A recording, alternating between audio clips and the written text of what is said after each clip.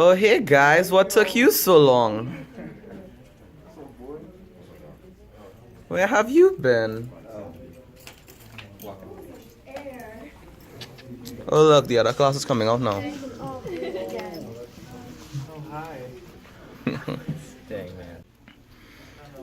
Dude, just take in how, like, the records, this record in particular, and then... you guys look out the window?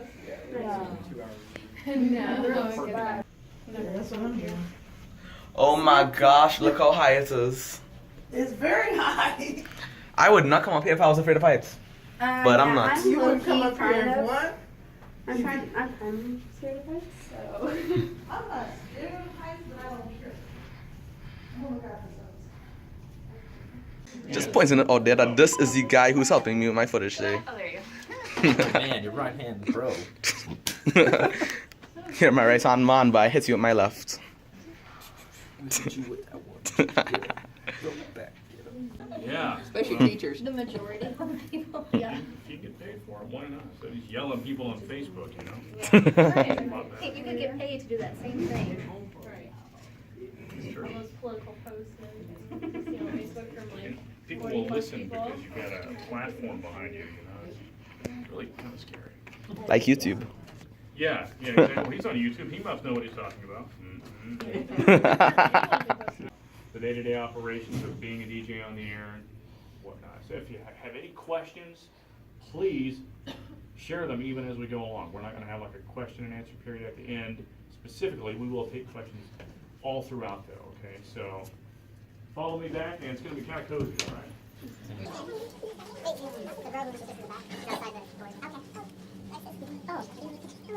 See you at the door. I like your outfit today. I guess I'll be. I'm so sorry.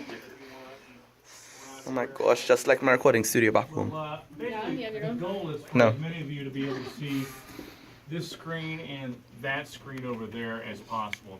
It's just a duplicate of, This one? yeah, that screen is a duplicate of this screen. Let's squeeze in a little bit more, get more people in. If you got book bags or something, don't send He's it intrigued. on the wall, just drop it at your feet, and that way you don't. Yeah, because we're going to be in here for about 45 minutes or so. All right, y'all. Are we all in? All right, so please do. I am the afternoon DJ on 94.1 Kxoj, which means I come in here at 3 o'clock every afternoon and I get ready to do my show. I not only record, okay, so what I do is I record my show an hour ahead of schedule. So I come in here at 3 o'clock and I do all my talking for between 3 and 4. And then I move on and I do other stuff. I record a radio show that I do for the morning show on a Christian station that we own in up in Tri-Cities, Washington. So I'm recording 2 shows at once while I'm in here. I'm recording my show for the afternoon on Kxoj, watching the phone lines in case someone calls, editing commercials. I'm constantly working when I'm in here. I'm not just doing my one radio show on Kxoj. What we see here, But I don't suffer anymore. is a a manifest, if you will, or a log or a list of what's currently playing and what's coming up on Kxoj. Right now you hear a commercial. That thing in yellow at the top on that screen shows what the commercial is. Breathe Modern Dental, followed by another spot from Nectar Music, into TTCU. So we're playing a block of commercials right now. So we see everything coming up on the screen. We have our music department who schedules the music out a week in advance. So pretty much every song you hear on the radio was scheduled a week ago. We knew it was going to play at the specific time it's being played. We have a program director and or music director that sit in their office and schedule music. We have a traffic director, which is not traffic out on the streets. They traffic all the commercials. They make sure that the commercials get onto the stations and get scheduled onto the stations that they need to be scheduled on. The traffic department works directly with the sales department. Now, the sales department goes out and they sell advertising for the radio group. That's how we get money. The sales department goes out to businesses and says, would you like to be on KXOJ, or would you like to be on the Edge? Do you want to reach the listening audiences of these radio stations? Because if you do, you know, they'll come do business with you and you'll make money. So those businesses pay us to tell people about their business, and that's how we get money. We have a whole team of 15 or 20 salespeople that go out and sell advertising for all of our radio stations here in Tulsa. We have digital salespeople that sell online Facebook ads, website ads, banners, online and digital campaigns, as well as radio advertising. We get paid more for those things the higher our ratings are. The more people that are listening in our audience, the higher we can charge for our commercials and our advertising. So that's why the programming department tries their best to give the listeners exactly what they're expecting, exactly what they're coming to the radio station for, so they keep listening. Ratings are determined in radio, kind of the same way they're determined in TV. In TV, you hook a box up to your TV. It's called a Nielsen ratings box, and it records and keeps track of everything you're watching and when. And that data goes back to the TV networks almost instantly. So it's a little bit different with radio. There's a similar system to that in the bigger markets like LA and Chicago. It's called personal people meter, where you wear a monitor around like on your wrist like a Fitbit, and it monitors all the radio stations and all the radio signals and music that you're listening to, and it sends information back to those agencies and tells them what you're listening to. It's not the way it works in the smaller cities like Tulsa. The company's Arbitron, and it's called Arbitron because arb is short for arbitrary, because it's not real scientific. It's kind of arbitrary how we determine who's listening and when. That company, Arbitron, sends what are called diaries out, just randomly out to different mailboxes with $1 in the packet and says, hey, here's $1. Would you keep track of everything you've listened to, that you will listen to over the next week, and just write down whenever you switch stations, how long you listened, which station you're listening to, and then mail us back the diary. And then Arbitron takes those diaries, and based on that, they calculate who is most likely listening to what stations, how old the person is listening, their ethnicity, where they live, what their favorite stations are. That's how radio ratings are made. Your choice for the family. I can relate to almost every song that is played.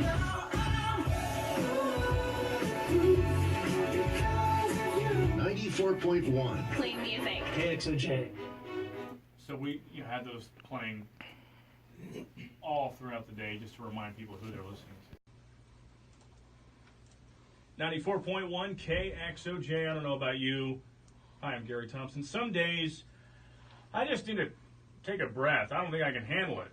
That's what this song is about, Strong Enough, from Matthew West. So that was a talkover, and I'll show you how that sounds. We do plenty of those.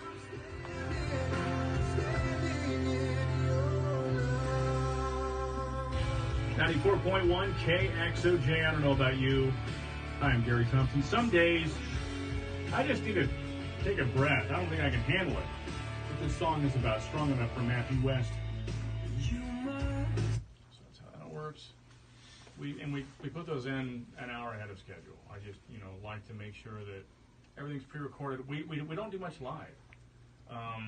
In the old days, it had to be live because there was no automation software. So it was kind of a little more of an art to it, because you could throw stuff in, and there was a real off-the-cuff nature and feel, and it had to be high energy. I don't know, you guys probably don't even remember those days of radio. because Clear Channel, now iHeartRadio came along, started buying up all the radio stations in the 1990s, and they really vanillaed out the culture and the feel and energy of radio. Not every station, but they try to keep some of that. But radio's really changed. There are very few smaller radio groups like ours that only own a few dozen stations anymore. Specialty show, like maybe an all request show, they'll do those on the spot. And some stations just schedule a day in advance. Some schedule 2 days, 3 days. Most do a week in advance, though, based on research that they've done and based on which songs people want to hear more of. And then for advertising, do you guys like sell advertising for the year and like fill up those spots like pretty early on, or is it pretty like how often do you do the segmentation for that? That is called an annual contract, Yeah. and we fill out a lot of those.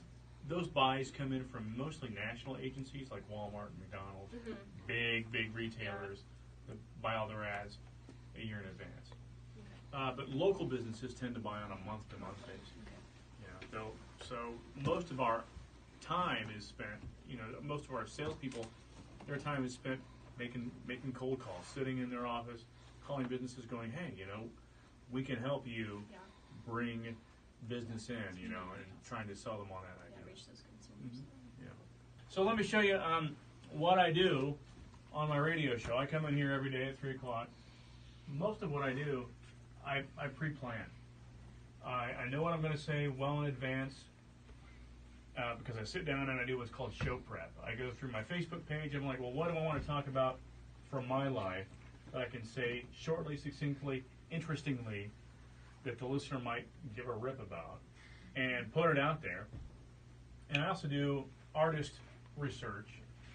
I look at my playlist. I look at what songs I have coming up, what songs I'm talking out of, and I determine if I want to go to YouTube and find like a little interview clip from that artist and play it back.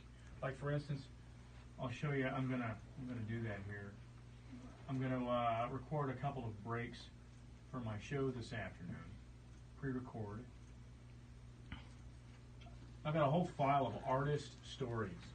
There's dozens of different stories from artists talking about their music, artists talking about their lives, giving their testimonies, that I pulled off of YouTube and edited down and saved for use at any point in time that I need. I did an interview with Ryan Stevenson a few months ago, and I edited it up and I'm saving it. And I'm going to use it now on my show.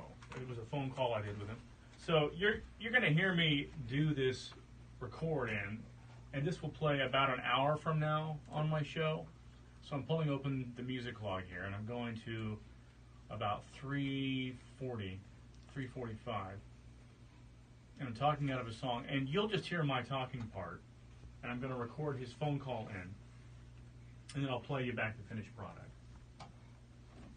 Record a couple of breaks for my show this afternoon. Pre-record. I've got a whole file of artist stories. There's dozens of different stories from artists talking about their music, artists talking about their lives, giving their testimonies, that I pulled off of YouTube and edited down and saved for use at any point in time that I need. I did an interview with Ryan Stevenson a few months ago,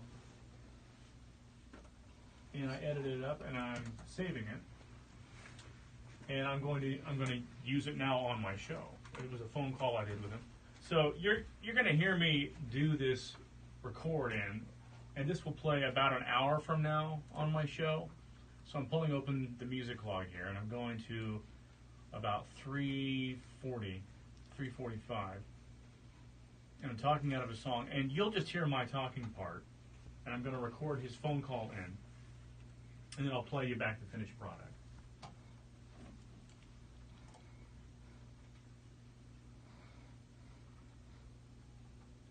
Ryan Stevenson, no matter what, on 94.1 Kxoj.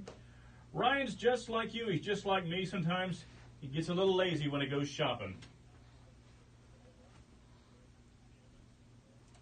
Okay, so this is how that's going to sound. This is how all the elements together combined sound once I've recorded it in. No matter Ryan Stevenson, no matter what, on 94.1 KXOJ. Ryan's just like you. He's just like me. Sometimes he gets a little lazy when he goes shopping. I just went to Walmart. Did you wear your pajamas to Walmart? I did. I wore my pajama pants and my men's Uggs, my sweatshirt, straight to Walmart. Yeah, buddy. Well, at some point, you just think the older I get, the less I care. So I'm just not too concerned with how I look, especially if I'm going to go to Walmart. I feel you.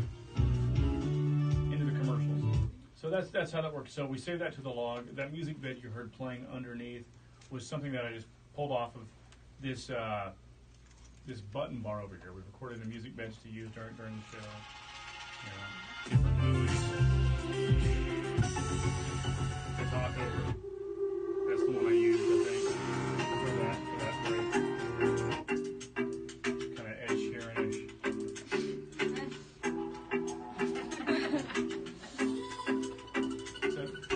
I'm in love with the shape of you. That one, that Ed Sheeran song. You fill up the bag and go all you can eat, or whatever. I don't know. So, I'm sorry. I'm extremely middle-aged and white. I apologize. Literally used my closet because it's way cheaper than getting a room and soundproofing. Like padding it, yeah. Yeah, I mean, because, in a regular office room or something, you've got the audio bouncing off the walls and creating what's called ambiance and making it sound like there's an echo, and it just sounds unprofessional. Yeah. So you want the room to be what's called dead, which means audio-wise, you don't want there to be any echo. You just want the audio coming right from your voice, right into the source, which is the microphone. And closets are great because they're full of clothes, and they absorb sound, and they eliminate echo almost completely. So it's a real cheap way to soundproof your studio. People do it out of their closet. What happens when you send someone out, like from the radio station to be like live at an event or something like that? How do you cover for like the sound quality regarding that? There's a public and kind of a social understanding that if a DJ is out on location, that the audio quality is going to be a little bit less than it would be in studio. And that actually works to our advantage because it sets that broadcast aside in the mind of the listener as something special. Ooh, they're out on location. What's that noise I hear behind them? That sounds like fun. Maybe I'll stop by. That type of thing. So that's kind of really the ambiance and the mood we're going for during a live broadcast out on location. Is something a little bit lower quality as far as microphone sound goes. It just sounds more in the moment and on the spot. I got into radio at age 14. I was in Claremore. At Claremore Junior High, my family just moved down here from Kansas. My dad took over as Liberal Arts Division Director for Rogers State University. At the time, it was Rogers State College. They had a little radio station there, but they were just playing records 24/7 with live people in the studio. There was no pre-recording. Back in those days, not a lot of stations had digital automation systems, so they just were putting anybody on the air that wanted to be on the air, just so they could keep the radio station on the air. It's a small little low power FM. And I was sitting in speech and drama class, first day, and we were all going around in a circle telling a random fact about ourselves, just to kind of break the ice and introduce ourselves. And the kid in front of me, he's 13 years old, stands up and he goes, "My name is John Spencer, and I'm a DJ on KNGX Radio." And we were all like, "What? 13 and you're a DJ?" And so I was really interested in it. So I was talking to him about it. He goes, "Yeah, it's up at Rogers State College." And I said, "Oh, my dad works there." And so he said, "Why don't you come up and just sit in and watch me do my show this Saturday morning?" I said, "I'd love to." So I told my dad about it. My dad was like, "Yeah, okay, I'll tell Lou, the program director of the station, that you're coming up." So I went up and I sat in on this guy's radio show. And he said, "You want to be on the air?" And I was like, "Do what?" He goes, "Just read this commercial for the U.S. Navy, this public service announcement for the Navy. I'll just point to you when it's time for you to read it." I was like, "Okay." So my heart starts beating fast, and my face gets flushed, I'm sweating, my mouth dries out. I'm like, I'm going to have a heart attack, And he goes on the air, 91.3, that's Milli Vanilli, which is what we're playing back in those days. And I'm John Spencer. I'll be back right after this, and he just points to me, and I was just like, okay. So I dove in, and I stuttered at first, but I smoothed out, and I read it, and I thought I did horrible. I did horrible, and he goes, not bad. I said, thanks. So then the program director comes in after the show, and he goes, you know, you've got a pretty good voice. I said, thanks. He goes, you want your own radio show? I was like, sure.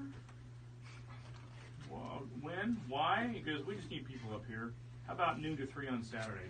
Bring your own records. You can play whatever you want. All right. So I brought my own music from home, which was a weird combination of New Kids on the Block and Milli Vanilli and Metallica and Motley Crue and even some piano stuff from Elton John from the 70s.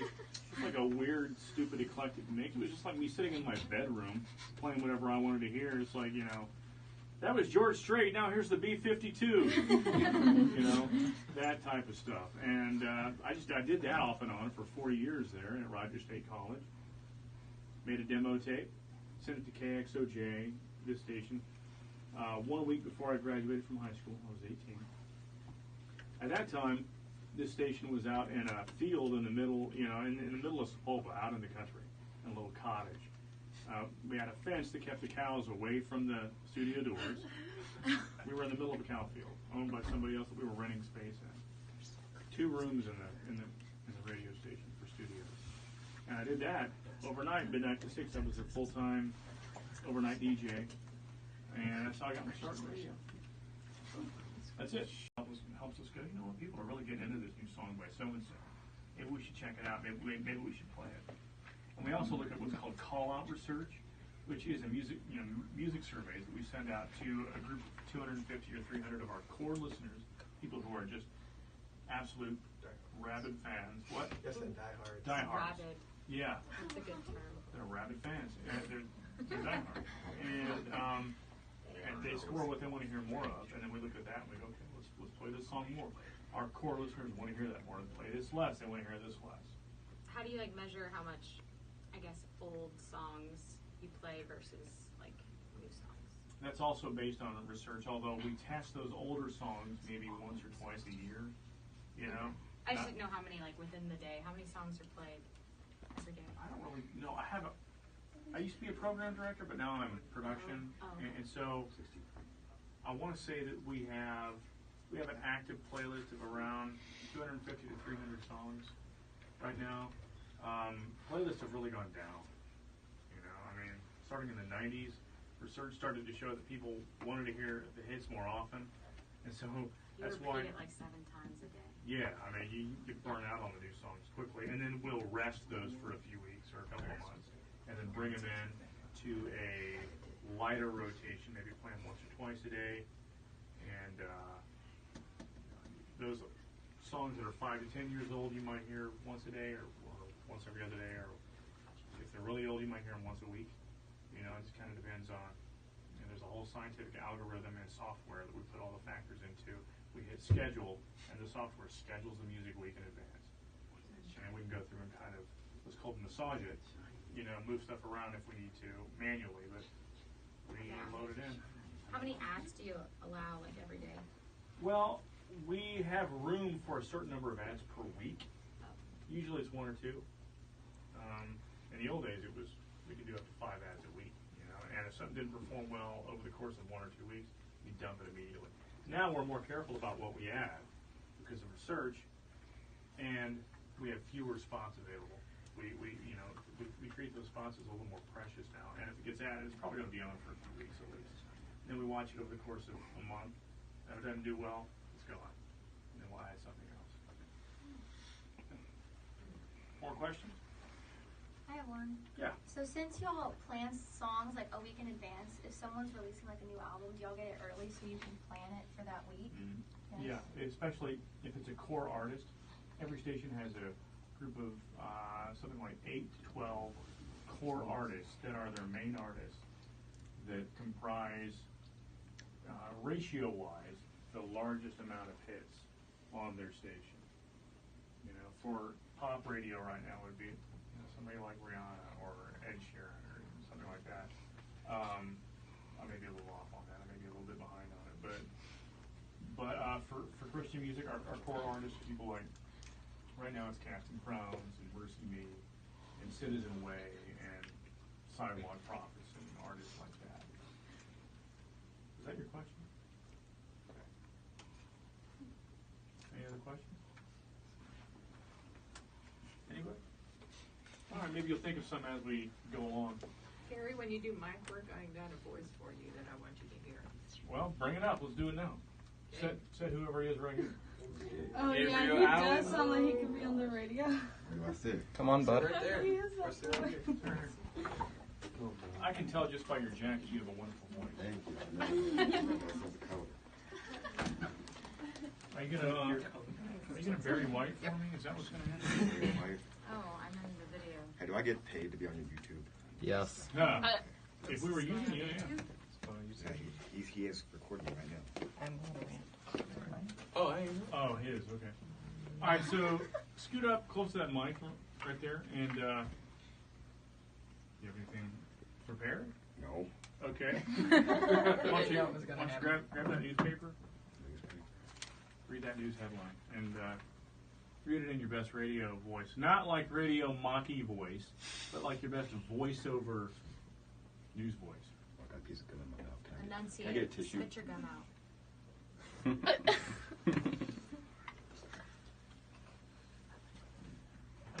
Good. Anytime. Parents calling for October 27th rally at the state capitol. Elections, she says it's time to vote out incumbents against the funding public education. So give me this. All right. Say this. Try to sound really smooth and say, "Hi there." Hi there. Sounds sarcastic. Give him the oh yeah. You want to hear my oh yeah? Yeah. Oh yeah. So that's like the only thing. That's beautiful. That's beautiful. That's you've got a really nice, rich timbre to your voice. It's wonderful. It's great. If you train that could be something. You could like make some money off of that. Like there are websites you can go to sign up for voiceover work. And just real talk here, middle-aged white guy voices are a dime a dozen. Okay, but No offense. But no, I'm not offended. Okay. I know the voiceover game. But a voice like yours, from an African American adult male that's good and rich, you can make a lot of money in voiceover. So there are several sites you can go find. Just search in voiceover audition sites, and they will come up. And you get a mic in your household, and go in your closet with your laptop and your mic and your mic processor, and you can just start recording auditions and get a little voiceover training. Learn how to train your instrument, and you can make a killing. You could be the next Morgan Freeman or something. Oh yeah. It's just what it is now. George, reminds us of last year. I know about that. Oh yeah. Oh, so many. Maybe if you're a woman, you'd be like, oh yeah. no, that's not a woman. That's like, see, even when I raise your pitch, it still sounds like Sounds like Steve Urkel. a little bit, yeah. No offense. Oh yeah. Oh yeah. What if I raise it to?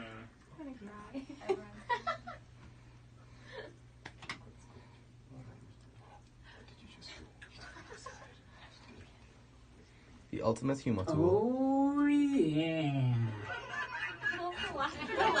The laughter at the end is so. Albert. I need another volunteer. I don't mind. Come Go on up there, over. Gabe Jr. Have a seat.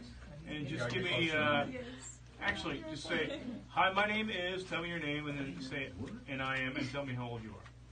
Hi, my name is Gabriel Jagannath, and I am 18 years old. Very I'm nice. trying too hard, aren't I? That was good. It's good. So it's Trinidad and Tobago? Yeah. It's not Tobago. Okay, sorry about that. I've been saying it wrong all these years. Who hasn't? Yeah, Sorry. Years old. All right, so assuming that we wanted to filter your voice a little bit, to make it sound. Hi, my name is Gabriel Jagannath, and I am 18 years old. Hi, my name is Gabriel Jagannath, and I am 18 years old. Hi, my name is Gabriel Jagannath, and I am 18 years old. And I'm demon possessed. Need the Terminator prophecy, not just Like to hear my voice over and over again. And for what? This is It sounds awful. well, everybody needs the sound of their voice. Yeah.